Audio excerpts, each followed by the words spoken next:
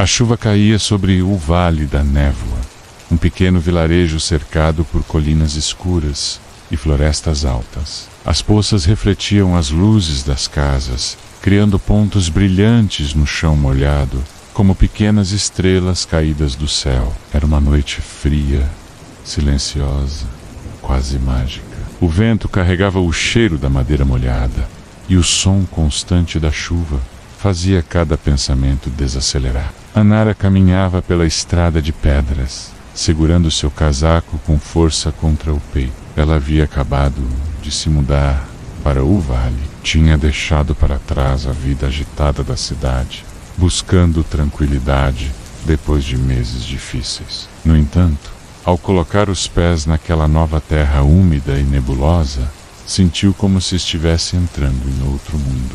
Um mundo mais antigo, mês e profundo, cheio de segredos escondidos sob a floresta. Logo encontrou sua nova casa, uma cabana simples, próxima ao rio.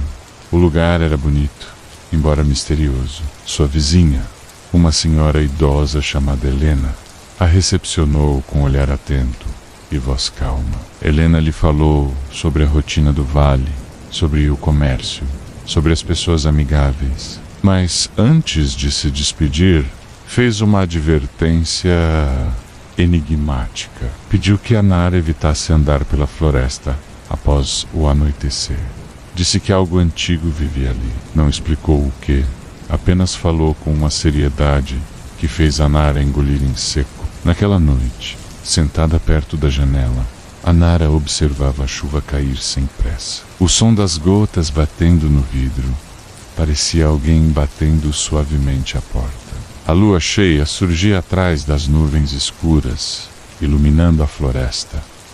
Foi então que ela ouviu uma figura de postura elegante, parada sob a tempestade, um rapaz, imóvel, olhando diretamente para a cabana dela. Ele tinha olhos que pareciam refletir a luz da lua, como se fossem feitos de prata. No instante seguinte, ele desapareceu entre as árvores. Nos dias seguintes, Anara tentou esquecer aquilo. Conheceu pessoas, caminhou pelo vilarejo, provou o pão quente da padaria, conversou com jovens do local. Porém, nada tirava da mente a imagem do rapaz misterioso. Alguns moradores pareciam desconversar quando ela falava da floresta. Outros trocavam olhares discretos, como se escondessem algo. Certa tarde, enquanto recolhia lenha próxima à borda das árvores, Anara escutou um leve estalo.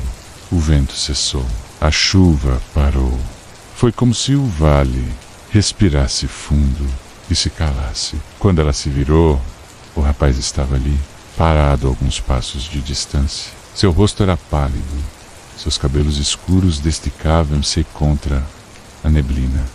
Ele falou com voz baixa e tranquila. Disse se chamar Adrian. A presença dele transmitia serenidade, mas também algo inexplicável, como se ele não pertencesse completamente àquele tempo.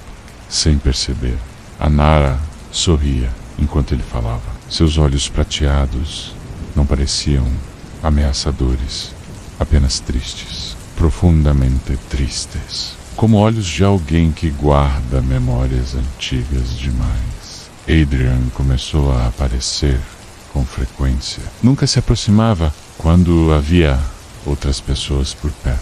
Ele surgia nos dias de chuva, caminhando silenciosamente pela floresta. Aos poucos, contou a Anara sobre o Vale da Névoa, sobre histórias antigas, sobre noites em que a lua parecia observar a terra. Falava com simplicidade, mas com uma melancolia que a fazia querer entender mais. Até o dia em que ela ouviu, novamente, a advertência da senhora Helena.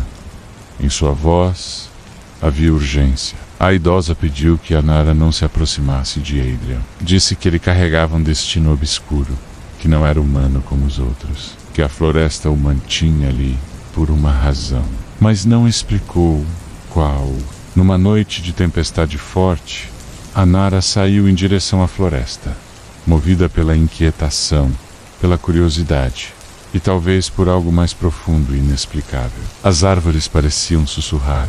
O vento a empurrava para frente. e raios iluminavam o céu de tempos em tempos. Ela encontrou Adrian próximo ao rio, olhando para a água revolta. Seu rosto estava diferente, como se lutasse contra algo. Quando ela se aproximou, ele tentou desaparecer entre as sombras, mas não conseguiu. Seus olhos brilharam intensamente, como se carregassem um segredo que o machucava apenas por existir. A Nara pediu a verdade. Pediu que ele não fugisse. Foi então que Adrian revelou sua história. Disse que tinha nascido naquele vale há muitas décadas, talvez séculos. Não lembrava mais.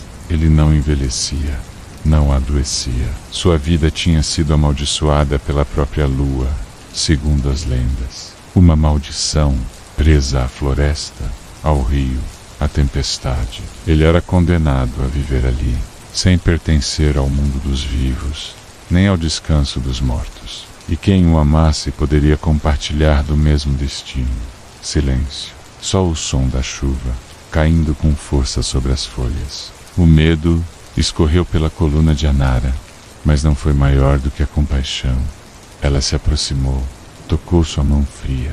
Disse que ninguém merece viver sozinho. Mesmo que o destino fosse cruel, a floresta reagiu. O vento parou, a chuva cessou. A lua iluminou os dois, como um olho atento no céu. Uma onda de luz atravessou o vale, fez as árvores tremerem e o rio acalmou. Era como se o próprio vale estivesse decidindo algo. A maldição se rompeu, não com magia, mas com escolha, com a decisão de enfrentar a solidão. Adrian caiu de joelhos, sentindo o toque quente da vida retornar aos poucos. Pela primeira vez em séculos, ele chorou e suas lágrimas se misturaram com a chuva fina que voltava a cair para lavar o vale. Nos dias seguintes, o mistério desapareceu. A floresta parecia mais viva. O vento era mais leve. E quando a Nara caminhava pelas estradas molhadas, agora levava a mão dada com Adrian, que carregava finalmente uma vida real, simples e mortal. O Vale da Névoa nunca deixou de ser misterioso, mas agora era um lugar de cura, não de aprisionamento. E todas as noites, debaixo da chuva serena, os moradores ouviam o sussurro da lua entre as nuvens, não como ameaça, mas como bênção.